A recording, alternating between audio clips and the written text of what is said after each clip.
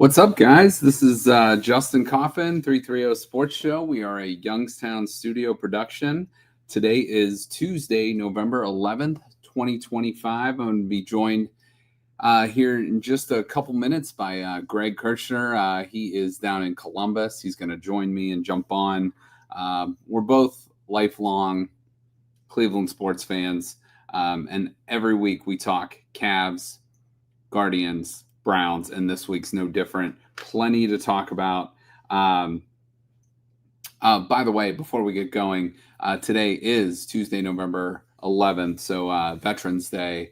I want to thank all the veterans out there for your service, and we're very grateful to live the lives we do because of your service. So thank you to all the veterans out there, those that have served and those that are serving now. So the last 48-ish hours are going to go down as pretty bad in Cleveland sports lore. Here we've all had some bad times as Cleveland sports fans. You name it, we've probably been through it. I've shared the 7 stages of grief as a Cleveland sports fan, as a Browns fan in particular, plenty of times on this podcast. But over the last few days, it could go down as some of the worst in recent memory. So the Browns somehow managed to lose to the Jets, basically a JV NFL team.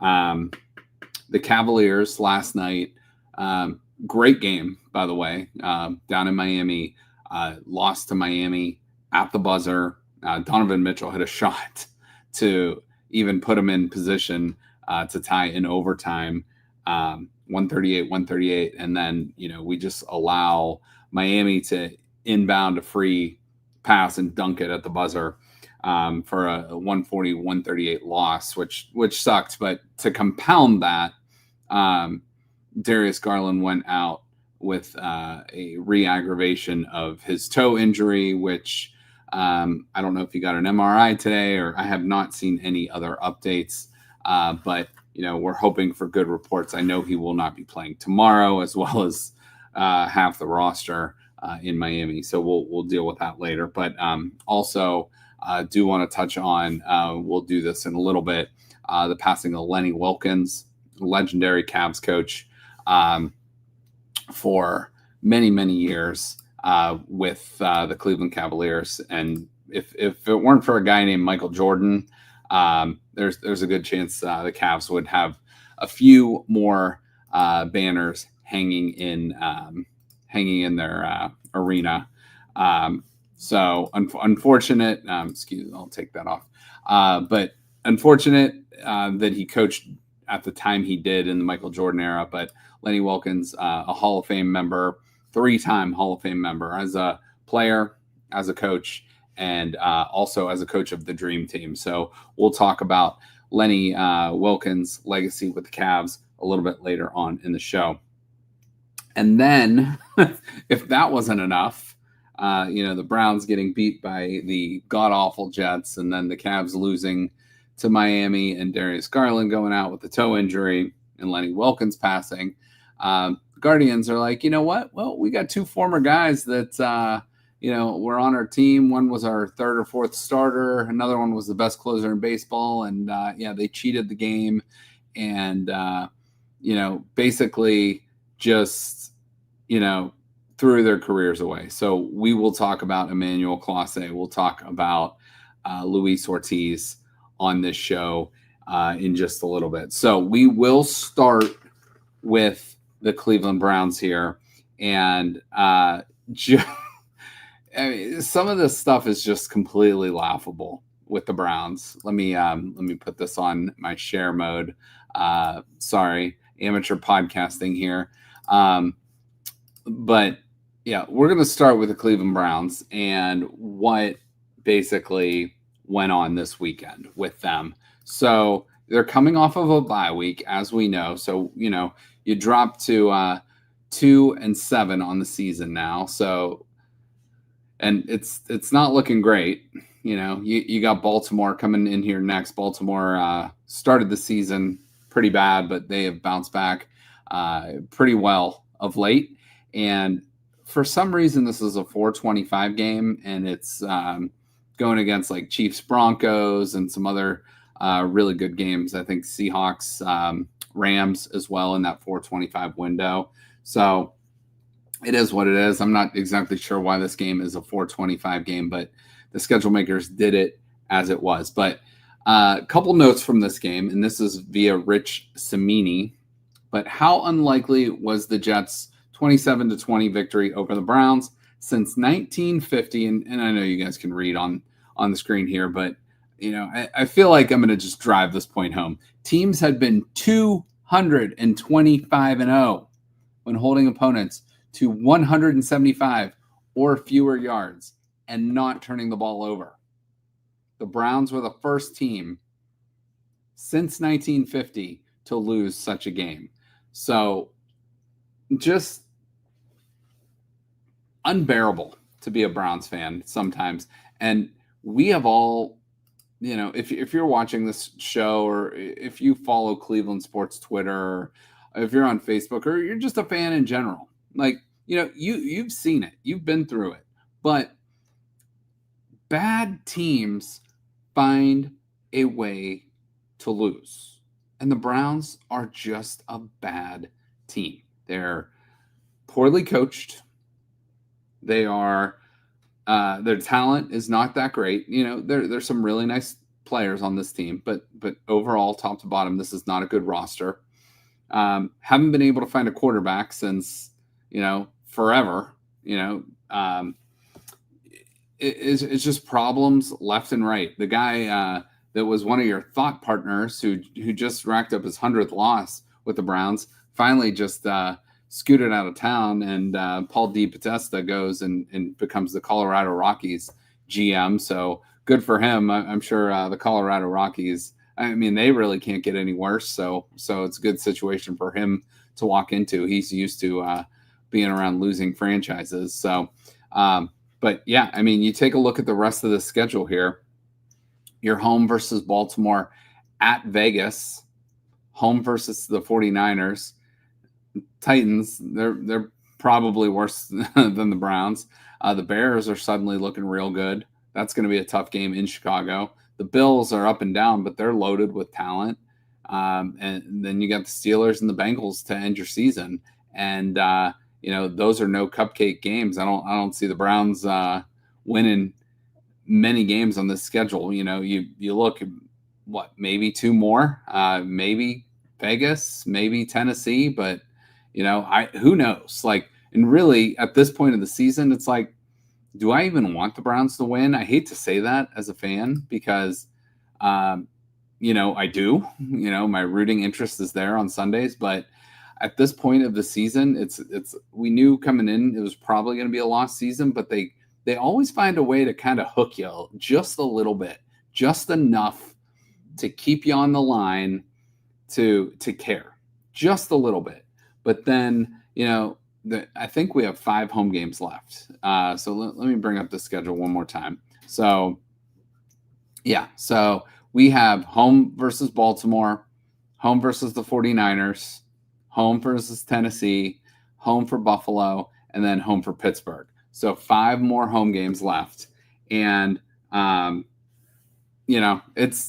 it's not going to be a pretty ride. I saw tickets as low as $9 to get in the stadium on some of the secondary ticket markets. So that's going to be, you can get in and get a beer for a beer would cost you more than a ticket into a Browns game. But what I'm going to do today with you guys, Greg's going to join me here in just a minute.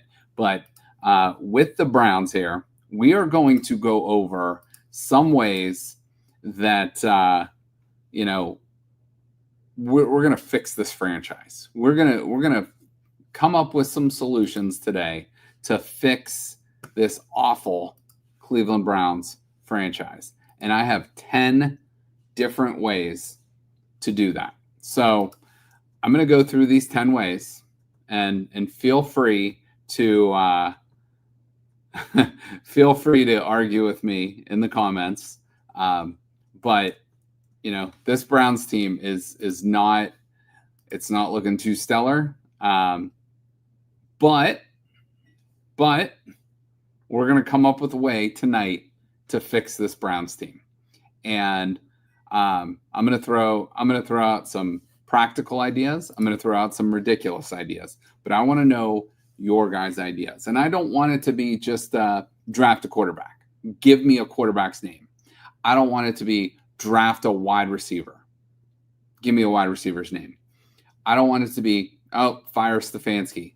Give me a new head coach's name. I don't want it to be fire Barry. Give me your new GM's name. So give me, if it's scouting, give me a name. If it's a head coach, give me a name. If it's a GM, give me a name. If it's certain players, give me a name. If you want somebody traded, give me a name. So that's the format I'm going to go with today. But with this Browns team, we are going to come up with 10 different ways of fixing this team. And here is my number one way. So first of all, this team likes to keep things pretty close to the vest. And I understand that, but enough with the secrecy of this team. Like Kevin Stefanski, Andrew Barry go up and they give you a nothing burger every time they go to the podium. So enough with the secrecy. Give me some transparency. Transparency matters. The constant mystery isn't leadership. It's confusion. The fans are confused. The media is confused. No one knows what's going on. And frankly, I'm sure a lot of the players in this locker room are confused as hell with what the direction of this team is. And, the fans, the media, the players, they deserve honesty about the direction. We don't need your game plan. We don't need your trick plays. We don't need who you're drafting, but we need a vision. So that is my first way to fix this team. Stop acting like the entire vision is classified. And I'm going to bring Greg on. I see Greg just jumped. Hey.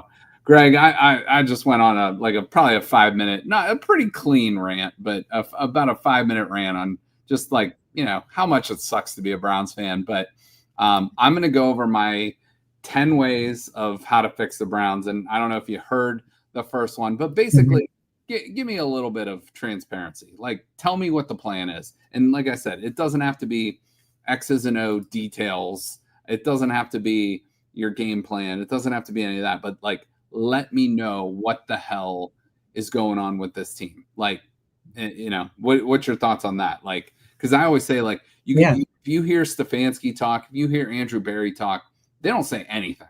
Yep. And I get that there's some gamesmanship to that, but give the fans, give the team, give the media a little bit of vision where we think this is going. Because truthfully, I don't know if they know, but give us something. What do you think about that? I completely agree. Just give us something real other than the bullshit company line that, seems to be what they deliver every week. I was thinking about this earlier and we obviously we talk Buckeyes in the more enjoyable show that we do, and look at the transparency that you get every week from Ryan Day and what he talks about in the specifics. You're talking about a football team that's number one in the country right now, national championship contender, and he's talking about little details that that the team needs to get better at doing.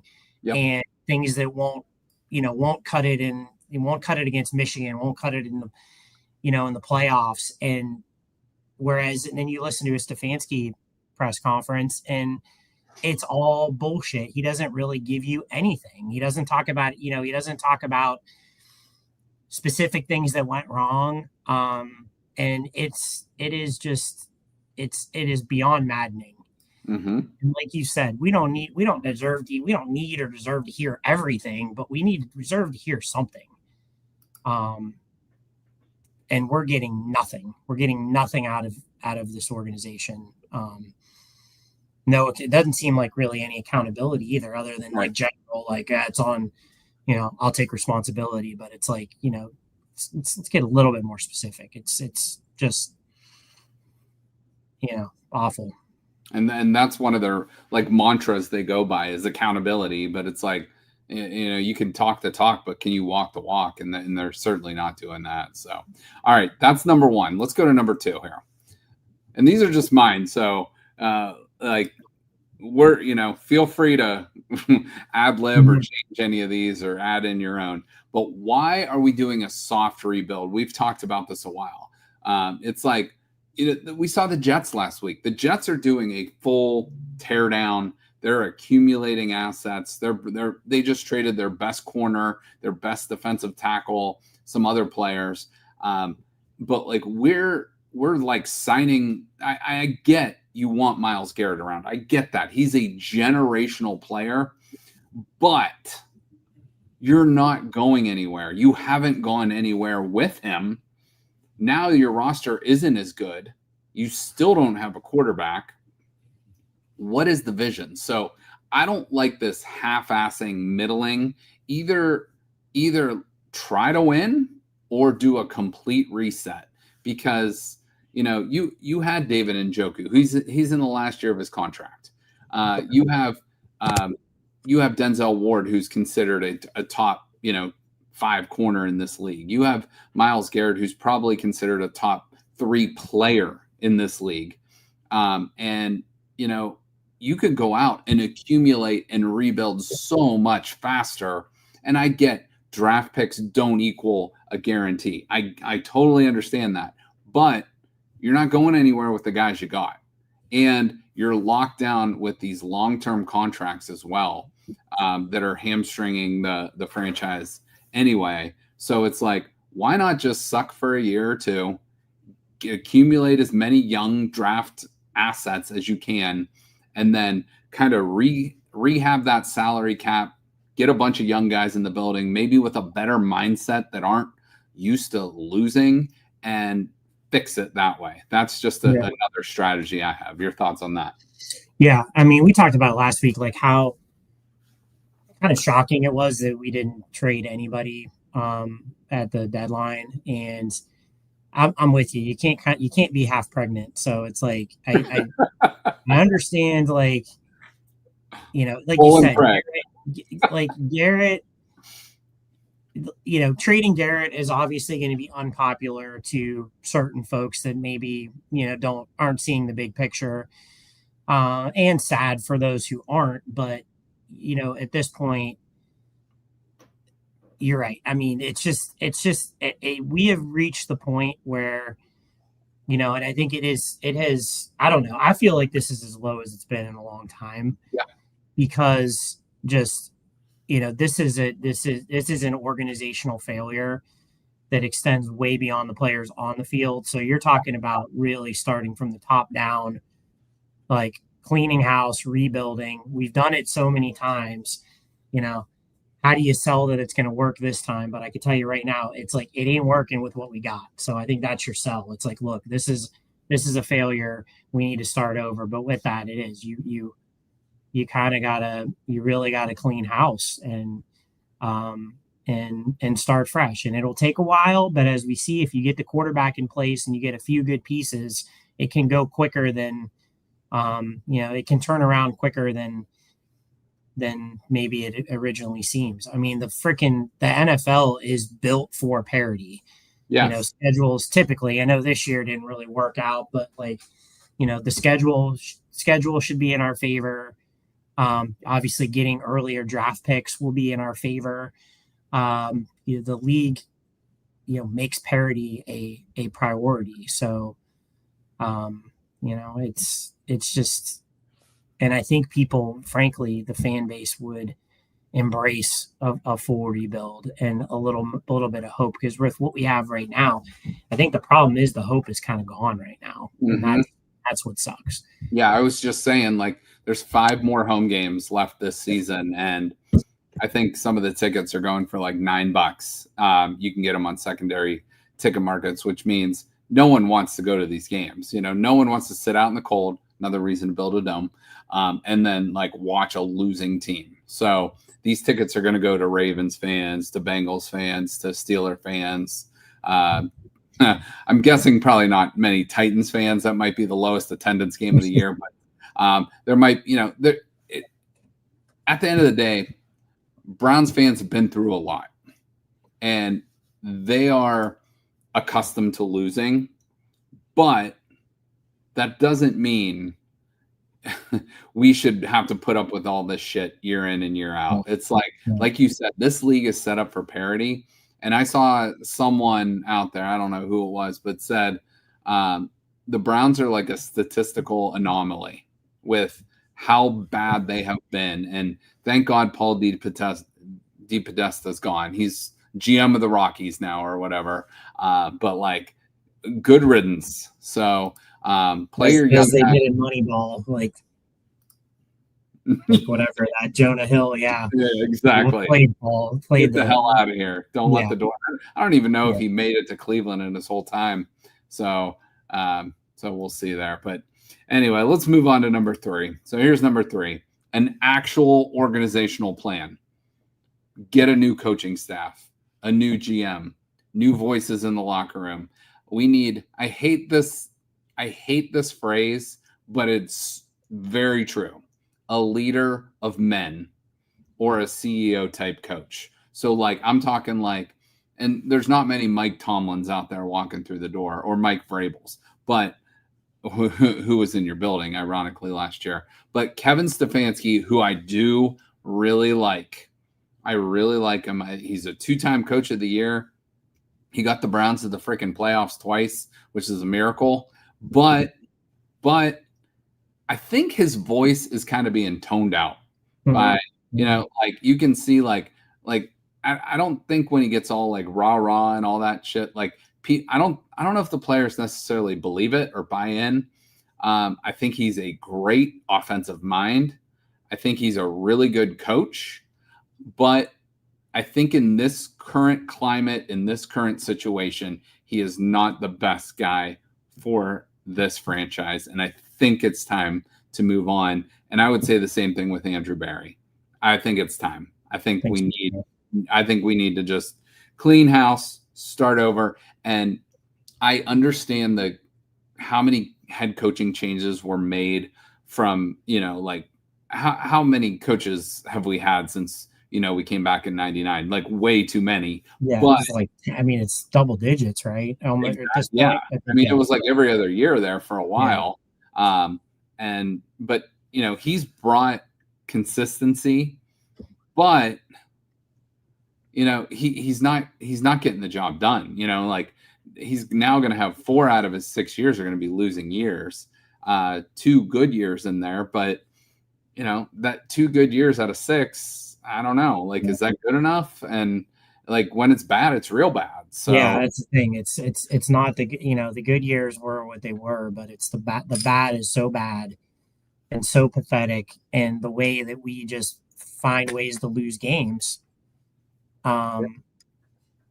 It has to change. And I would say, and I think we've probably been calling for this for a while with the last few coaching hires, but I really, really, with all due respect to, like, you may find there's certainly going to be a coordinator out there that is going to be a good head coach. I mean, Ben Johnson seems like he might be a decent head coach. There are plenty of the Mike McDonald from Seattle is doing a great job. Yep. I feel like you have to, when you said leader of men and where this organization is at, we need somebody to walk in the door with some clout, somebody that has won at the head coaching level, preferably won a Super Bowl, but at least like been a winning NFL head coach to immediately kind of walk in the door and put sort of that substantiate the position and just say, look, I've won. This is not like, here's how I'm going to win, or, here's what we're going to do. It's like, no, I've done this before. I'm a winner. Like, look at Vrabel. Like, look at these guys that they know how to win. I know John Gruden's name it's thrown around a lot. He's going to get thrown around a lot of openings. May not necessarily be him. That'd be great. But somebody that's won, and I can't, I have to brainstorm, like, who's out there that's won. probably not a lot right now. That there are not a lot of Super Bowl head coaches that are just out there looking for a job, but I think you got to go with experience. Mm-hmm. At the very least, not somebody that this is their first head coaching job and they have to have had some success. They got to have something to like point to. Agreed. Otherwise, it's kind of the same thing. It's like, okay, another guy that's going to say all the right things. And like, I think the players need somebody that's like, look, this is what I've done. And this is why you're going to listen to me because I know what it takes to get to where we want to go. Well said. Well said. We'll leave it at that. All right, let's go to number 4. Who the hell is the quarterback? We've been searching for a quarterback, it feels like, since the Great Depression. We've had a couple good years with Baker in there, Derek Anderson way back when. But, I mean, we're talking like a shit ton of bad quarterbacks. That quarterback jersey is over 40, I believe. And now you're probably going to add, you've added Dylan Gabriel to that list. You're probably going to add Shedeur Sanders before the year ends to that list. But, like I put on here, it's like, it feels like it's been since the Great Depression. And that's what this situation feels like. It is the Great Depression for Browns fans not being able to find a quarterback. And you can win in this league with an average quarterback. We're not asking for a Tom Brady. We're not asking for Peyton Manning. We're asking for a serviceable top 12 type quarterback. And I know a lot of people will probably say, well, you had that in Baker. Well, Baker was good for a while. He got hurt, which was not entirely his fault. And he struggled from there. And then he was literally out of the league for a while. So I do not want to just be like, all right, Baker was there in the building. I get it.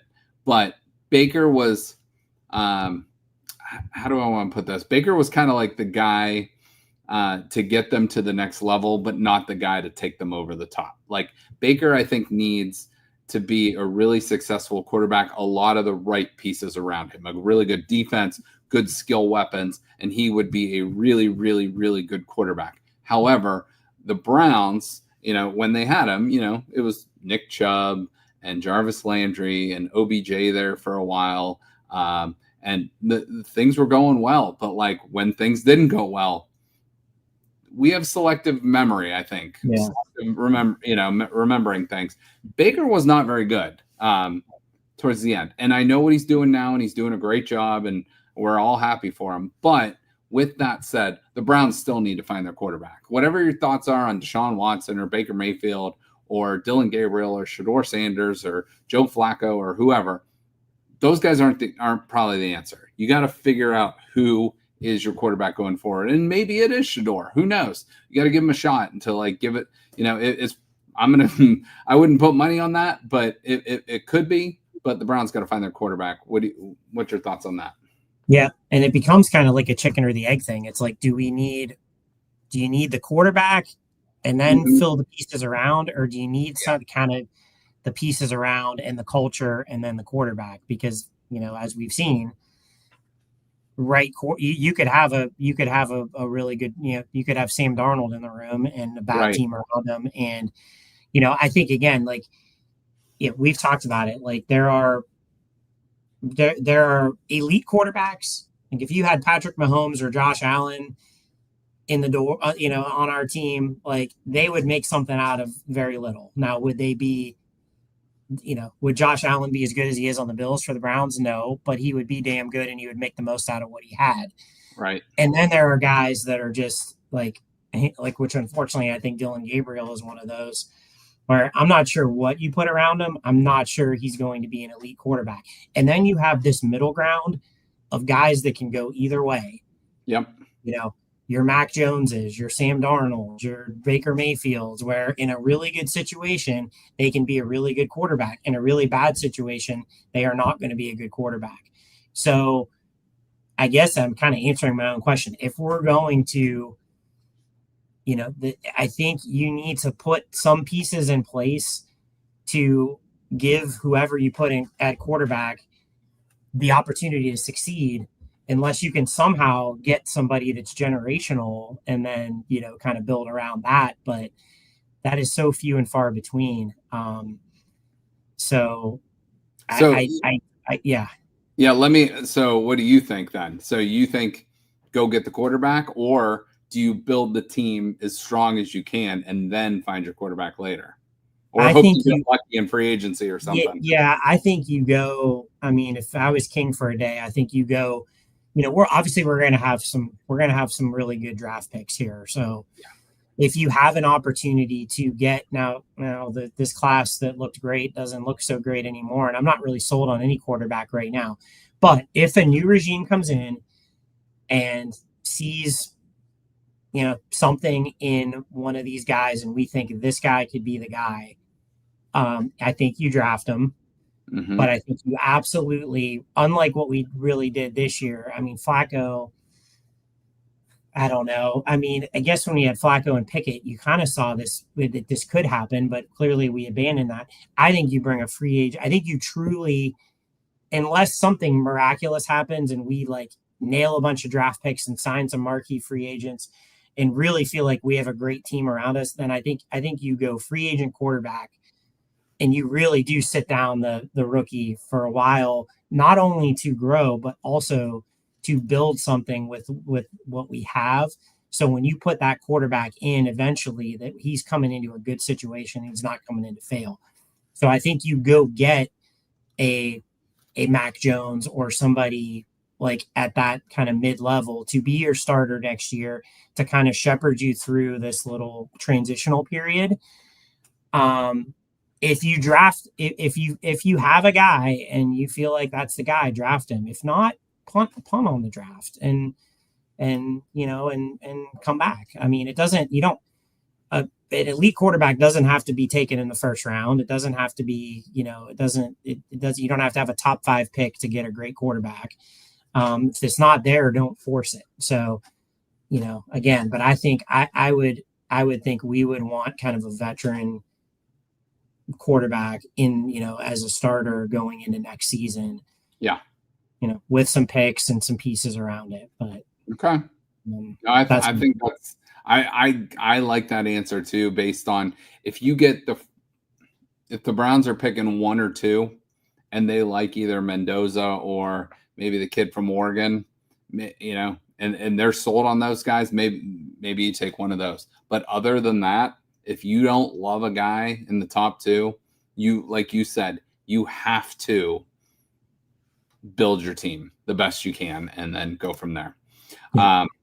All right, so let's go to number 5. So I'll put this up in a minute, but the offensive line. It's basically been offensive. Winning starts up front, rebuild the O-line, draft offensive linemen high. Don't just draft projects. Like, go get some stud O-linemen. The kid from Utah, the kid from Miami, somebody like that. But Tonio and Conklin are basically done. DeJuan Jones is always hurt. He would be awesome if he would stay healthy.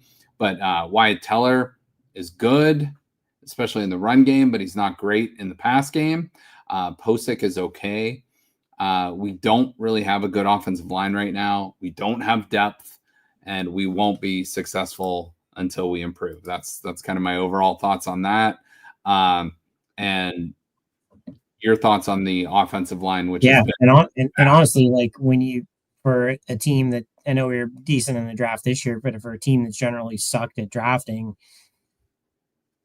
taking an offensive line early or taking an offensive lineman early is a pretty, call it, safe draft pick. I mean, I think of all the positions, and I mean, again, unless their name's Jed Wills. Yeah, there's Tony Mandarich and all that way back, but like generally, I think the bust percentage on O-line is I think is as low as any position.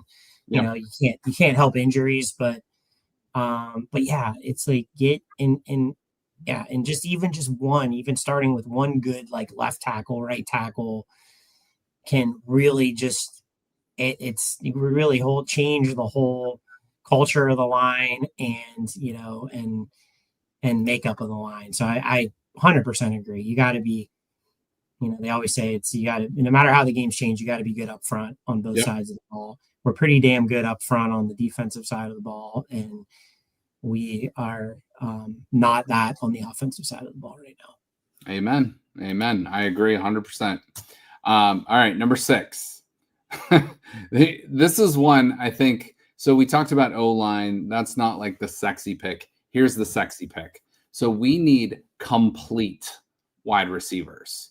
Jerry Jeudy is not a complete wide receiver. Remember Anthony Schwartz? We drafted him in the 3rd round. Yeah. He was like the fastest guy in the draft, but there was a problem. He couldn't catch the ball. One defense. Which actually kind of led to Baker Mayfield's injury on that one interceptions, ironically, against the Houston Texans, which I love CJ Stroud, but F the Texans. Besides that, Cedric Tillman is really good. He's big, but he's not super fast. And he also drops the ball a lot. Remember David Bell? I think he's still in the roster. He's not fast. He can't stay healthy, but he can catch. So we have a lot of guys that can do a lot of different things, but they can't do everything. We don't have guys that can stay on the field. We don't have guys that can freaking run a route right. We have guys that are blazing fast, but then the ball hits them right in the hands, and then we, drop it in a 17-16 game when we're trying to beat the Bengals for an interception. We need a complete wide receiver, probably 2. And Jerry Jeudy, I would love Jerry Jeudy as a number 2 receiver. And, I know Carnell Tate's name has been thrown out there. I know Chris Bell, I believe from Louisville, is another guy out there. There's a couple more. There's another one I'm not thinking of right now. But we need big, athletic, fast receivers with good hands. And you and I, we've talked. We're Buckeye fans. We are so spoiled in Columbus with elite wide receivers. I would trade the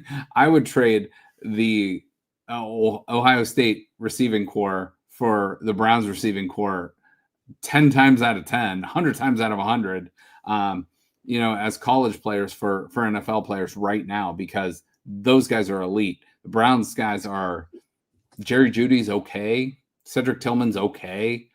But like that's it. There's no studs. So we're missing a quarterback. We're missing O-line. We're missing wide receivers.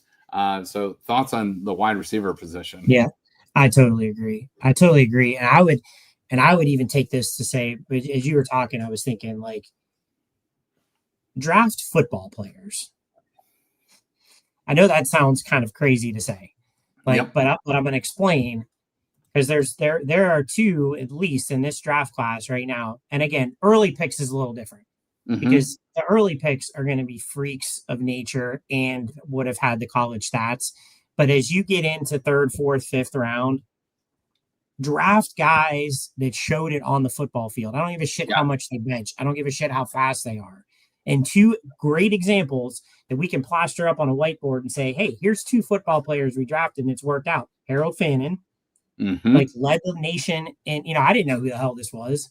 And I should know because he was Bowling Green, but it was like, oh my gosh, this guy, this tight end led the nation in, I think, receiving, was it yards and or receptions?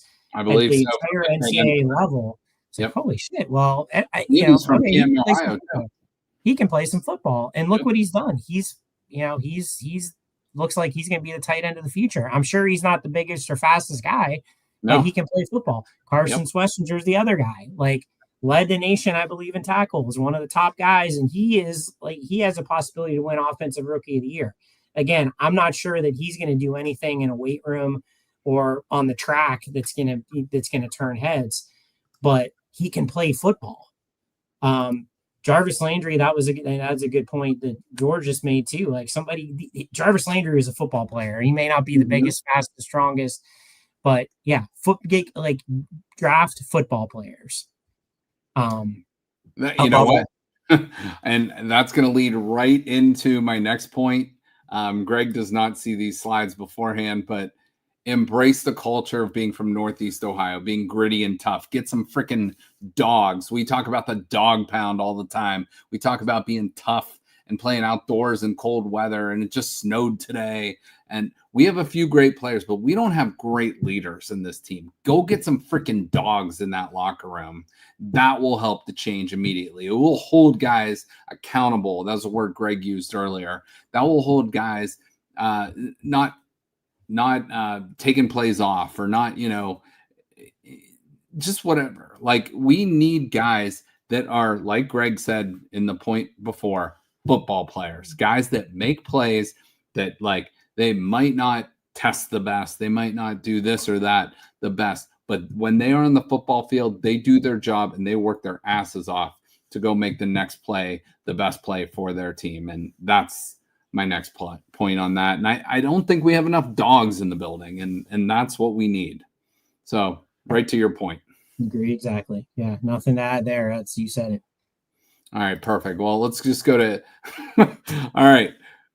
So the last 3 points are a little bit ridiculous. So point 8 leads into a little less ridiculousness. So real quick, let me just review. So let me just review go through our so transparency, right? We need transparency. We need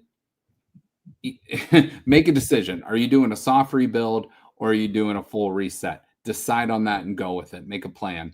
Same thing with the coaching plan, the GM plan. We need a voice, a leader of men. Get some freaking get some people in your building that know what the hell they're doing. And I'm not saying from necessarily an X's and O's standpoint, but from leading a team, leading men. Quarterback. that is outside of that might just be priority number 1 right there. Quarterback. Offensive line, you got to figure that shit out, or you're never going to be successful. Quarterback doesn't have time. Wide receiver, everything is cohesive in the NFL, especially on offense. Everything's got to be on the same page. But like Greg said earlier, it starts up front. Offensive line, defensive line. We figured it out on the defensive side of the ball. We used to have a good offensive line, but now it sucks. We got to rebuild and figure that out fast. Good wide receivers. Give me some talented, fast wide receivers that can play football, that can catch the freaking ball and make some difference making plays. Embrace the culture, get some dogs out there. Now let's go to the last 3 points, which are a little bit more ridiculous, but stop with all the analytics. Data is cool, but like goes back to Greg's point, get some people that are football guys in there too. Greg is a very smart person. I'm not quite as smart as Greg, but I'm a pretty smart person too. We are not as smart as Harvard educated, Andrew Berry. But you know what? I bet you we could pick just as great of football players as he could. I bet you 9 times out of 10, we could pick better football players than Paul D. Podesta. Maybe not on the baseball side, but on the football side, hell yes. But I don't mind the analytics, but it's like marrying the two, like getting a cohesion of analytics guy, football guy, figure out what works. And if it's a tie, I go with the football guy. That's just my opinion. So thoughts on that? Yeah, 100%. And I mean, the whole Moneyball idea, not to get like too deep on this, but like, it's really centered around like, it worked in baseball. Like, it's about kind of filling those gaps with guys that might be like, and that was like, I love the movie Moneyball. It's been talked about a lot. They completely glaze over all the talent that was already on that Oakland A's team. It was a good team. And they focus on like Scott Hatterberg and guys like that were good acquisitions, but they were like pieces. So, and they were operating in a non-salary cap world too, where you had to do that. Football is completely different. It's like you have a salary cap. Everybody's kind of on an equal playing field.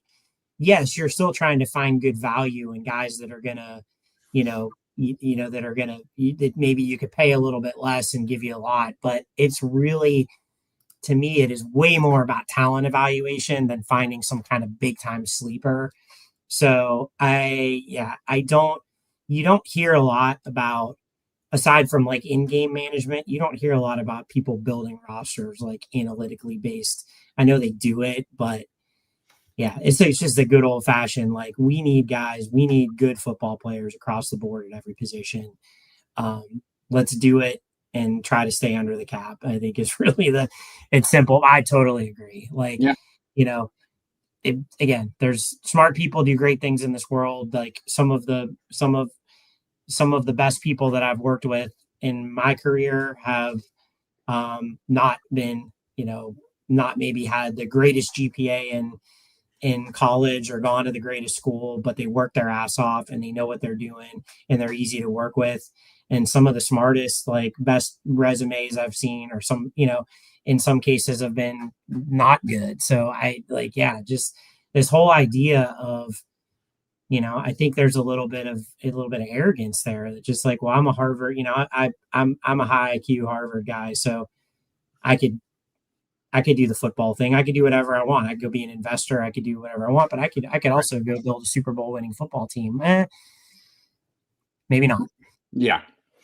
Maybe not. So that brings me to our last 2 points, and they're going to get a little ridiculous here, but the last one is an exorcism completely of this franchise. This franchise is obviously cursed. I think moving the team, this is just my opinion, I think moving the team out of the city into a suburban location is actually a great idea. I love the fact that we're moving to Brook Park. I know some people hate it. I know ticket prices are going to be higher. I know it's not downtown, which a lot of people hate. But in my opinion, I think this will be great. You know where the new Brown Stadium is built? It's on top of the old one, which didn't go so well there either for since 1964. So I actually think this is a great idea. Move them out of the city. It's like 12 or 14 miles away. It's not like you're moving to, a different state or even like Akron or something like that. You're literally moving the team 12 miles away, and I think this is a great thing. I know it's like 4 years away, but this will be a good thing for the team.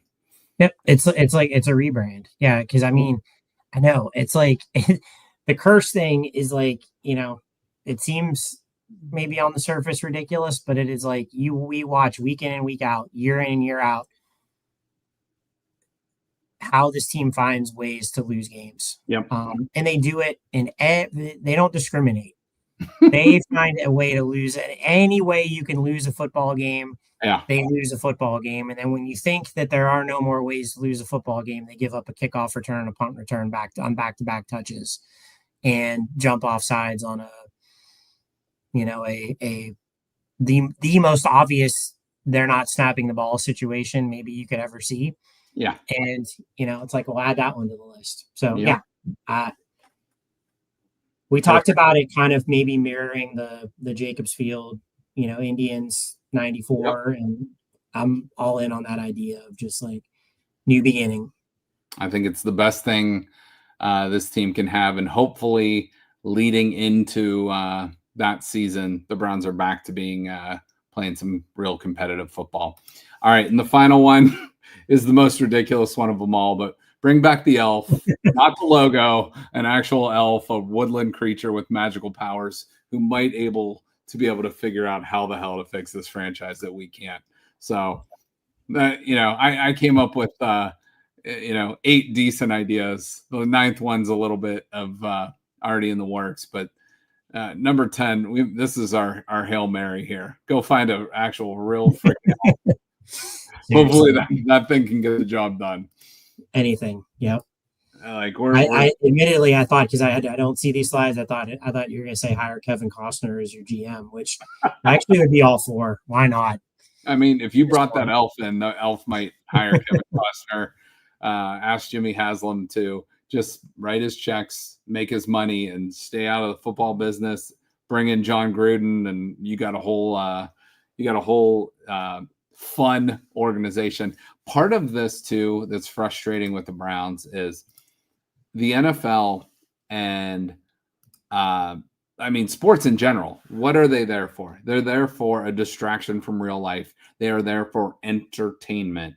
And the worst thing I think a sports team can do to you is be non-entertaining. They can make you miserable, and they can almost bring you like, make other people feel like empathy for you, because, it's just a miserable situation where you're giving up 3 hours on a Sunday. Maybe if you're going to a game, you're giving up, depending how long it takes to you to drive there, 4, 5, 6, 7, 8 hours, a whole day. And, it's just these fans deserve better. You and I deserve better from an NFL perspective.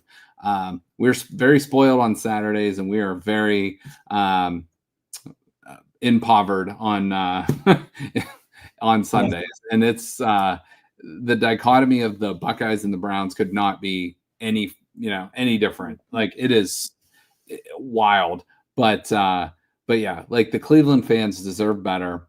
And they are long suffering fans. And when I see these most tortured fan base lists and the Browns aren't even on it, I'm like, what that, like, do you people watch sports? Do you understand how this works? Like, I've seen like the Buffalo Bills on there. I'm like, okay, yeah, Buffalo lost in 4 AFC championship games. I get that. Buffalo's been competitive pretty much over the last 30 years, so Yep. They've had some down years, up and down, but like, they are pretty much a really, really good football team. But I don't know, when I see stuff like that, it like makes me laugh. But yeah, whatever needs done, we got to fix it for the fans. So, and Browns fans, it's almost like it's almost like I gotta be careful how I word this, because it's like we really are loyal to a fault as a fan base, and it's almost like can almost be in a way detrimental to, like, because it's like these fans are gonna show up no matter what. It's not like the organization's taking advantage of that necessarily, but like, yeah, they'll show up, boo, like throw the middle fingers up and stuff like that. But we're gonna be there every Sunday. If we're not there physically sitting in the cold, we're gonna be watching. And it's like, if you think about, if you were in a relationship with somebody, or a friendship or anything, if there was anybody in your life that constantly let you down at every possible situation, and even when things were looking good, they found a way to pull the rug out from under you, and like, and that just lasted for so long, like, you would be the hell out of that situation years ago. But these fans are still here, because, like, and they will never, some probably have, but very few, like, we'll never turn our back on this team. And like, also, maybe we're nuts, but it's like, it almost to the point where, like, I don't know if it would work or whatever, but like, just don't show up. Like, have no fan, like, just be like, just like boycott a game, and just, I don't know what that'll do, but like, something to try to get the attention of what's, of the powers that be. But I can't help but to think there's like a little piece that's just like, well, fans are always going to be here, like, no matter what we do. And not that they're not trying to make things better, but maybe it takes away just a little bit of urgency. I don't know. No. But that's always been like bantied about. It's like, I've heard that even with the Dolans, with the Guardians. It's like, well, don't go to games because they don't spend money. It's like, yeah, but you still want to support your team. And it's like, it's just a colossal failure by so many people on so many levels for so many years. And that's what, like, the hard part of this is. And you'll love guys like Myles Garrett or David Njoku or Denzel Ward or whoever it might be. You still want to root for those guys, but like, the franchise as a whole, it's like, I hate to compare it to an abusive relationship, but that's kind of what it is. It's like, you're in a bad relationship and you just keep going back, and until something changes, they keep making us promises, but we keep coming back, and it is what it is. So until that's fixed and they find the right people to do the right jobs, it's probably not going to change. So hopefully they can get that shit done sooner than later, and we can start enjoying our Cleveland Browns a little bit more here. So, all right, we're already about an hour in, so let's we're gonna just like go super fast through the rest of this stuff here. But here's a look at last week's. Greg and I are tied now on the season at 94, 54, and 1 with our NFL picks, which is pretty crazy when you consider it's, roughly 140 picks. We're right, basically dead even on the season. So those were our last week's picks, and we're going to get into last week's games, but I don't want to go through each game here, but we kind of started out with a snooze fest on Thursday night, ended with a snooze fest last night. So Greg, instead of going through each one of these games, give me a game or two that stood out for you this weekend. Yeah, the bookends were both basically 3 hours of our lives that we'll never get back. So, some certainly, some surprising results this week that would have, crushed a lot of teasers, money line parlays. The Dolphins just, hammering and dominating the Bills. Yeah. Saints beating the Panthers. Tyler Shuck looked halfway decent. I thought it wasn't a great week overall, but I think the continued dominance of like the Rams and the Seahawks stuck out to me, just as they really do in their play this week, looking like maybe I think all year we thought, maybe, Lions, Packers, Eagles, and they're there, and the Packers are really struggling, but like Rams and Seahawks, there's really nobody in the NFC that's playing any better than those two teams right now. And the Patriots just keep finding ways to win. Drake May continues. I think he's now the odds-on favorite for MVP. They're 8-2. Bills losing really gives them a stranglehold on the AFC East. So, again, you have three teams at the top of the AFC, and the Patriots, the Colts, and the Broncos at 8-2. And, the Broncos and maybe the Colts might be a little fraudulent. I think the Patriots are legit, but maybe not quite as good as the record shows. But, a lot of craziness right now. And the Ravens are, this was the week we said, hey, like Ravens could very easily lose to the Vikings. Steelers could beat the Chargers. The inverse happened, and now the Ravens are sitting one game behind the Steelers, and I'm sure their odds are that much better. It might even be on a subsequent slide. So kind of a shitty week, but this upcoming week should be a fantastic week, at least on paper right now. Yeah, and the only other game nobody hit money line parlays last week, so it's probably a good week for Vegas. I certainly did not. The only other game I'd point out there too, which was a miracle comeback and cover, was the Texans 26-0, which really was 20-0, but or 19-0, but like they got they came back all the way back and took over the Jaguars, which actually does help the Browns as well in that. And I saw Travis Hunter is now out for the season for the Jaguars, so which makes that trade look that much better for the Browns as well. Here is the AFC North.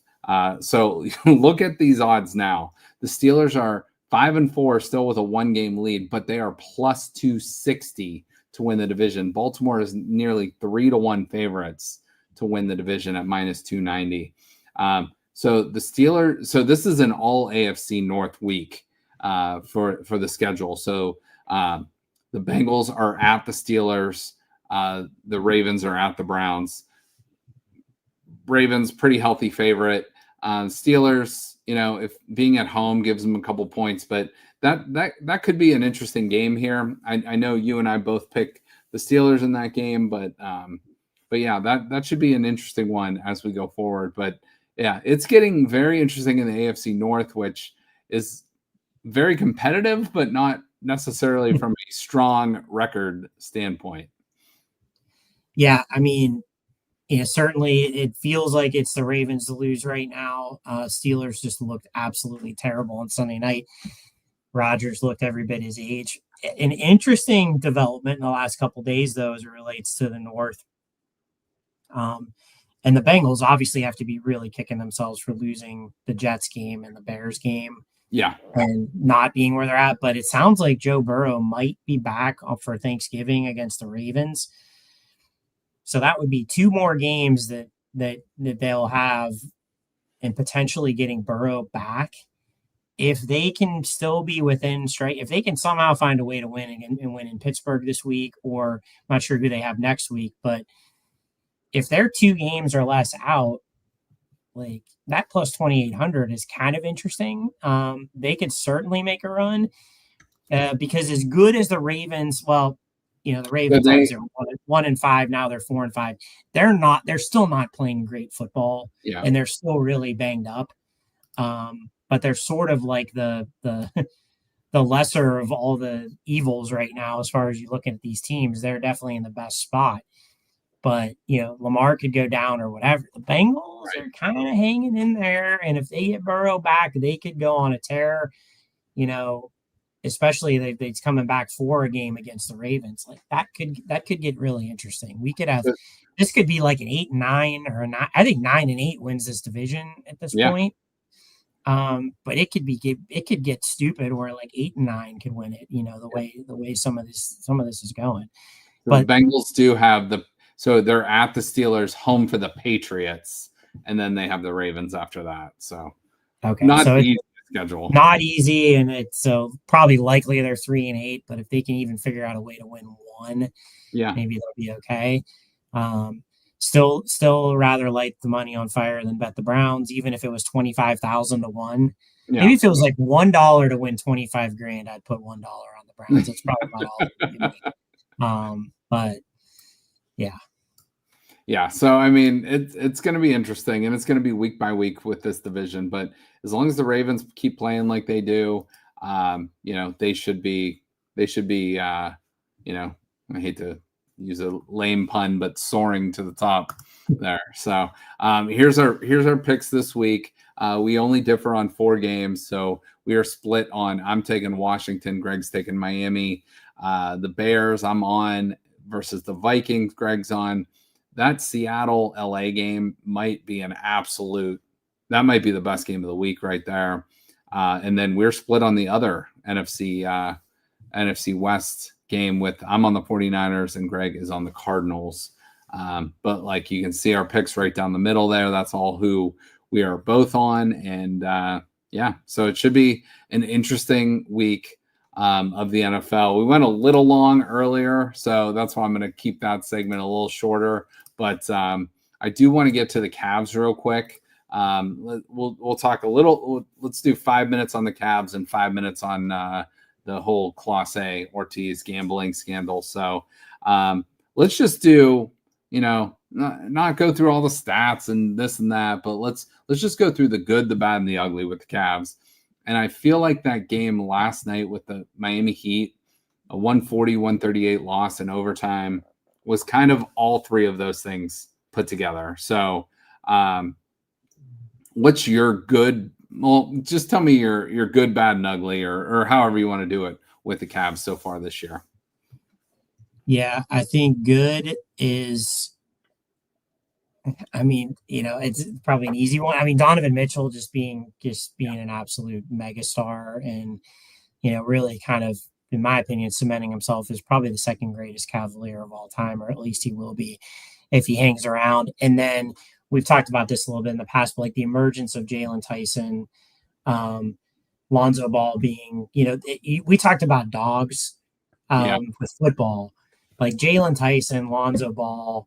Those are 2 dogs that are going to really help us throughout the year, and their emergence is huge, and it's going to help us come playoff time. And it really seems like we got a good one in Jalen Tyson. The bad, I think I think we're all kind of bated breath right now on Garland. He seems to have had some type of re-injury of maybe the same toe that he hurt last year.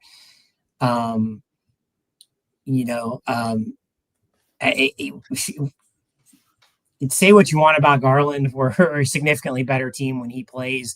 We need him definitely when it counts. Like I would imagine we're not going to see him playing for a while no matter how bad this injury is.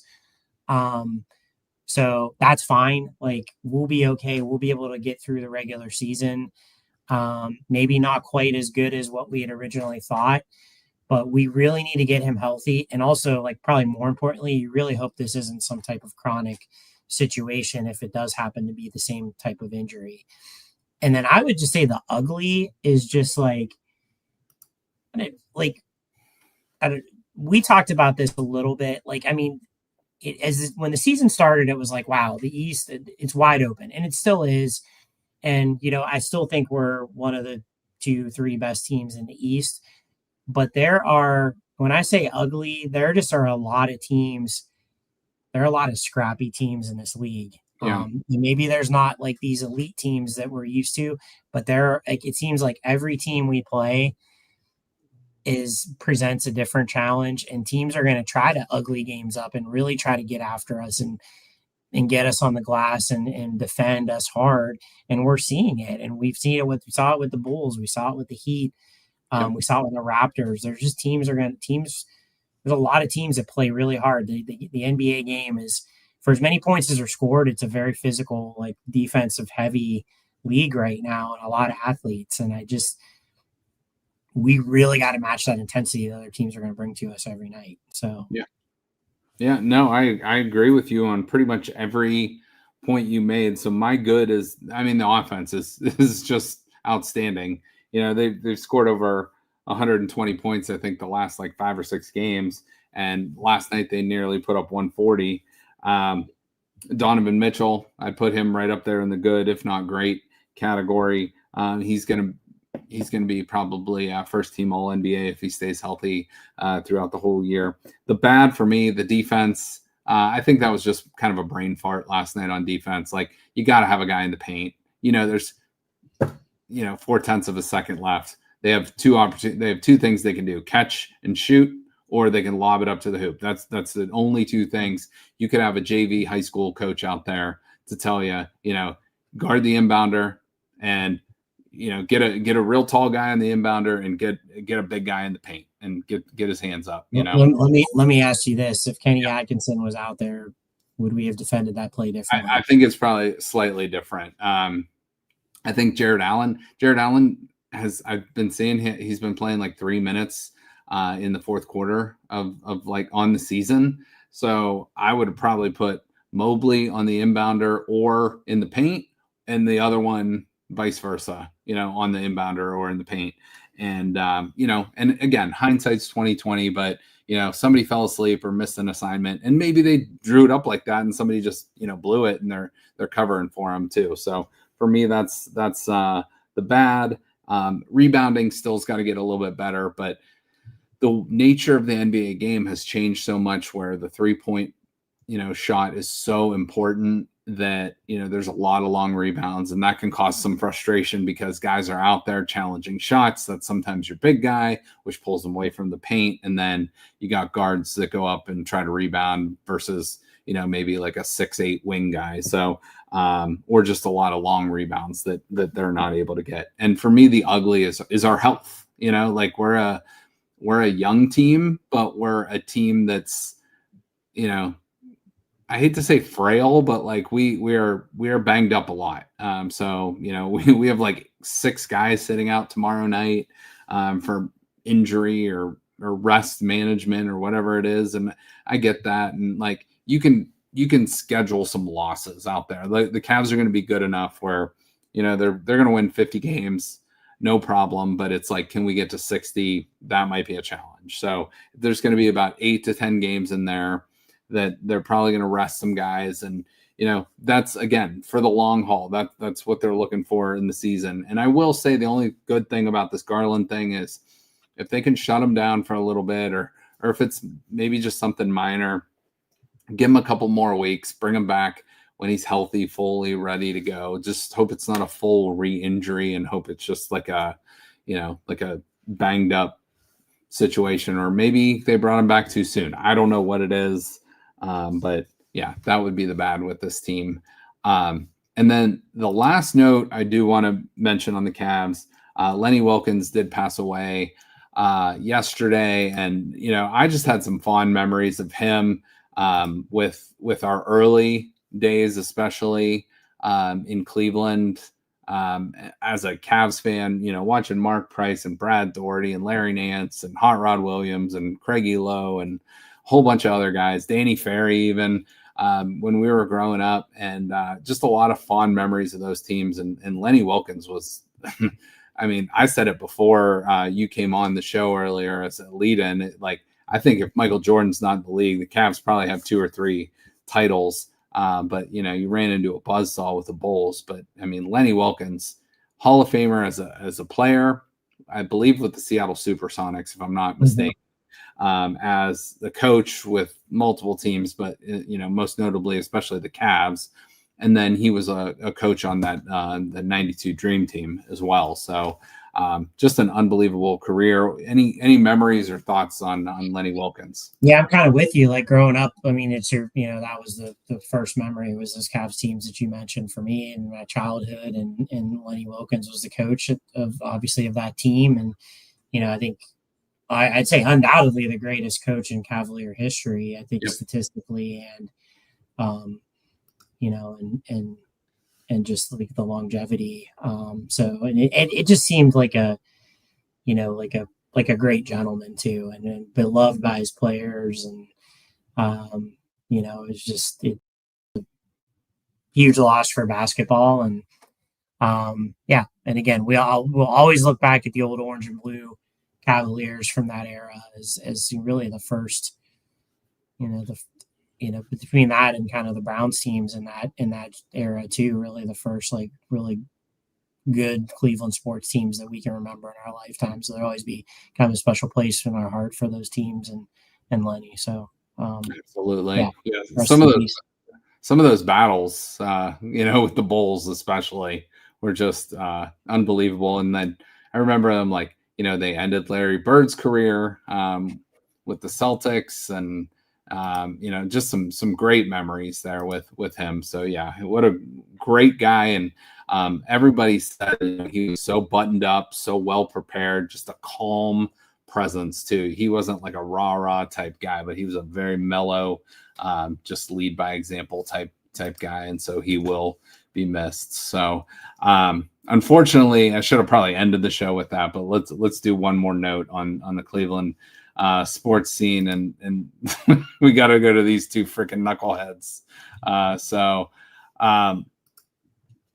here's a basic summary of what I took from these, from what I read online. So Clase was doing this for multiple years, from what I gathered. Him and his buddies in the Dominican basically made his buddies basically made $400,000 doing it. Some of the money was given to Clase. A lot of money was sent back to the Dominican Republic, which we had kind of speculated about. Clase would call these guys on the phone during games to confirm things that they were betting on, which is, I mean, come on. That's an absolute red flag there. Ortiz got involved this year right before getting caught, which unfortunate for him, but also the rules and you freaking broke them. And these guys were parlaying pitch velocity and pitches going for balls. So basically they're like, I'm going to throw a ball and I'm going to throw it hard. And that's just what we know. Maybe there was more to it, but I know we've talked about it, so we don't have to belabor the point, but what's your overall thoughts on some of this stuff that has come out recently? I mean, on a human level, it's sad for these guys that they've ruined their careers and a chunk of their lives. But it is really damn hard to feel much empathy for them. Nope. Yep. Any empathy. It's just, I mean, stupid is as stupid does, as Forrest Gump said, and this is about as fucking stupid of a thing that you can do. For yourself, for your team, for your city. It's, and you just wonder, some people might say well, it's just one pitch. Well, then if you say it's just one pitch, you don't know the game of baseball, especially when you're talking about a closer that every situation he comes in is a high leverage situation. So you spike a pitch to a leadoff batter, you've given that batter the advantage in that at bat, and you could change the entire complexion of the inning. Not to mention whatever the hell else he might have been doing. And did this happen in the playoffs? Right. He probably saw Luis Ortiz pitch a couple times and was like, "Oh shit, we can make a lot of money off of this guy because he can't throw the ball over the fucking plate when he wants to." But anyway, it's really a shame. So, and it's just for the amount of money that we're talking and the amount of money that they, in future salary that they gave up, and the fact that they'll probably face some jail time. Yep. There's like a maximum of 60 years or whatever. I know they won't face that much, but probably a likelihood is they'll spend some time in jail. Clearly they will never play Major League Baseball again. And they will just always be associated with, they'll be mentioned kind of in the same breath as like a Pete Rose. I mean, in maybe different ways, but like a Black Sox type thing, or you're just kind of in, you're on that list, and it's just a shame. Somebody, Emmanuel Clase was one of my favorite players on the Guardians, and an incredible talent. Put up, despite the shenanigans, actually put up some historically good seasons, which is just like, it's just mind-boggling how this could happen, why this could happen, and how stupid it is. Yeah, and it's embarrassing. It's not necessarily embarrassing for the Cleveland franchise because they had no idea what was going on, but it's a black eye for the franchise in the sense of like, these guys were doing it while they were pitching in your uniform. And there's a lot of speculation out there. Is like, was he tipping pitches or doing something in the ALCS in 2024 against the Yankees? Because he had the most unbelievable run, and then he just completely sucked in the 2024 playoffs. And like, literally, we've never seen a pitcher do what he did for about a 3 or 4 month span, and not giving up a run, like striking out half the batters he's facing, like not no one's literally even reaching base, and then all of a sudden you're giving up game-winning home runs and doubles and hits and like blowing all these saves in the playoffs. And it because I believe he gave up more earned runs, I think, in the playoffs than he did in the entire regular season. I'm pretty sure you're correct on that. And it's just, you just have to wonder. It leaves the door open for a lot of speculations. And again, we've talked about the Browns, which again, the curse of the franchise. It's like, well, if he was on his A game, like, do we win that series? Do we go to the World Series? We take our chances, who knows, but it's unfortunate all around. And then I was wondering this, and I hadn't looked it up, but like, I'm wondering, because I know he's like, so Ortiz was in custody and I think posted bail or whatever. Yep. Clase, I think, is still in the Dominican Republic. I don't know if that is an extradition like country where we can, is it possible like he never faces justice for this? I don't know. He just stays there. Yeah. So I don't know. I'm searching it right now. Yeah, I was doing the same thing. Well, according to AI, yes, there is extradition. There was a new treaty signed in 2015 to modernize the process.